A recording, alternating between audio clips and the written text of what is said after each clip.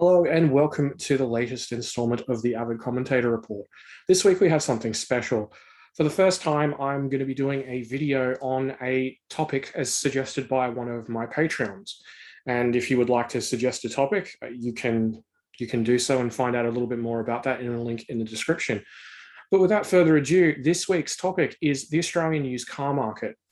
As some of you who follow me on Twitter may know, I started following the data from the Australian used car market back at the end of 2019.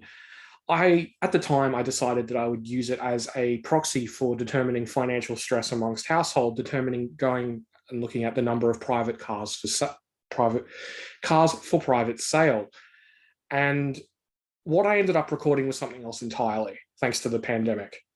Because of all the various stimulus measures, the superannuation withdrawals and everything else, we saw the number of used cars on the market absolutely collapse, as one might expect with all that cash flowing through. Between the start of the pandemic and the end of October 2020, the number of used cars on the market for private sale dropped by 54.2%.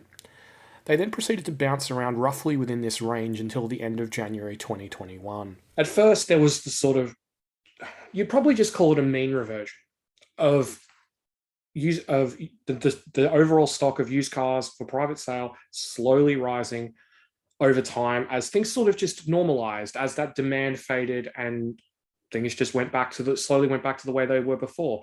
But there was still naturally that distortion created by the lack of new cars due to the chip shortage, due to supply chain issues, and all those other different things.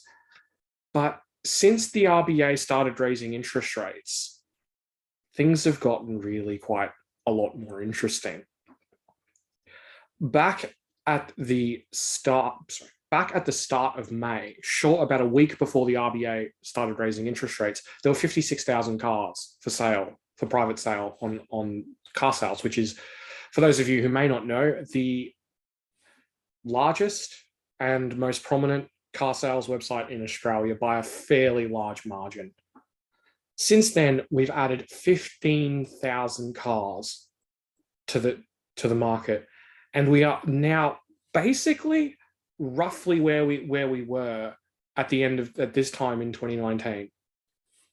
Very, very close. But what's really been interesting these last few weeks when I've been going through the data is the recent surge in listings, which has seen more than 200 cars a day, net terms, get add to overall stock levels.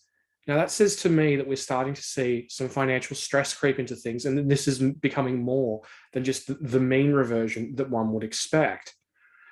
Also, on the new car front, the data there shows that for the first time since November of 2020, that delivery times for new cars is starting to come down as that demand gets satiated and also as these supply chain issues begin to get resolved. So this is finally starting to serve its originally intended purpose. It's starting to illustrate financial stress for Australian households. Now, naturally, this is also exacerbated, shall we say, by the fact that petrol prices are rising. The fuel excise tax cut has come to an end, and also, diesel prices have taken off, and with Australians, more and more Australians driving SUVs and big utility vehicles powered by diesel engines, that's becoming a significant factor in the financial stress equation as well. So while it's still very, very early days, this is some preliminary evidence that is showing those signs of financial stress for Australian households. So it's going to be an interesting indicator to watch over the coming months and even well into next year.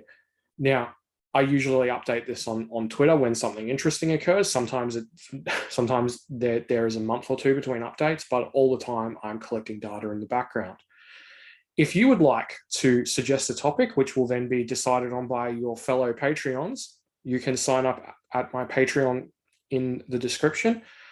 And otherwise, thank you for watching another installment of the Avid Commentator Report. Your viewership is very much appreciated. And if you would like to share your thoughts in the comments on what you think is transpiring and how things will go from here, that would really help the YouTube algorithm and help me grow the channel. And it would be very much appreciated. So thanks again for watching and have a great day.